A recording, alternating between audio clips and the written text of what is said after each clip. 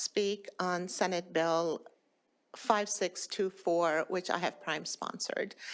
And I want to start off by actually truly thanking the SURSAC committee and the work that they put in.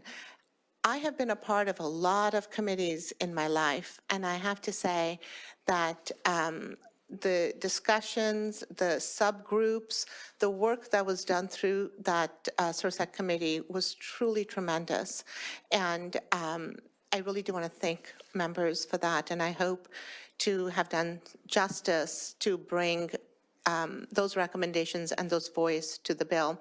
I would like to say that the makeup of that committee, especially since Senator Cooter asked, was with a wide variety of stakeholders. We had the governor's office represented, we had Republican senators, Democratic senators, House representatives, both Republicans and Democrats.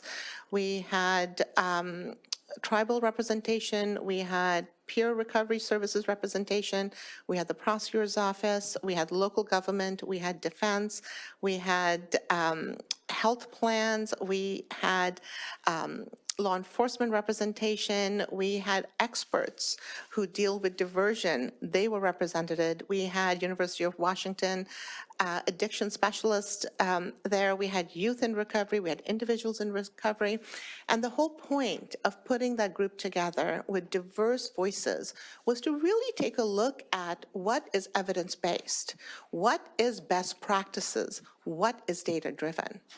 And here's the question. Is substance use disorder a criminal justice issue, or is it a public health issue?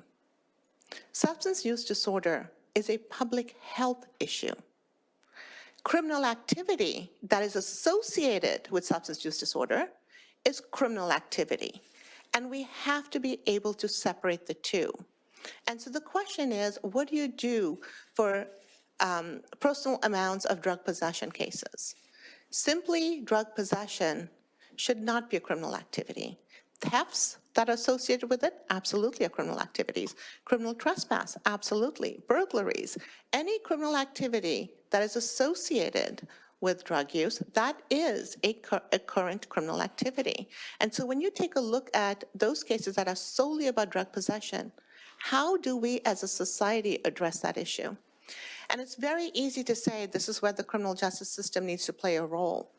But I challenge everyone to really think about our civil system. We have diversion programs, and in the last year, every community that has had a program come into that community and provide services, we have heard from everyone that that program has helped. In the fall, when we had our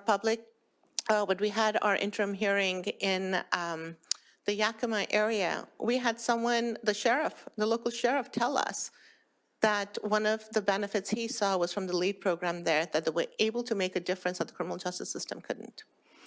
We passed assisted outpatient treatment to allow for treatment through the civil system.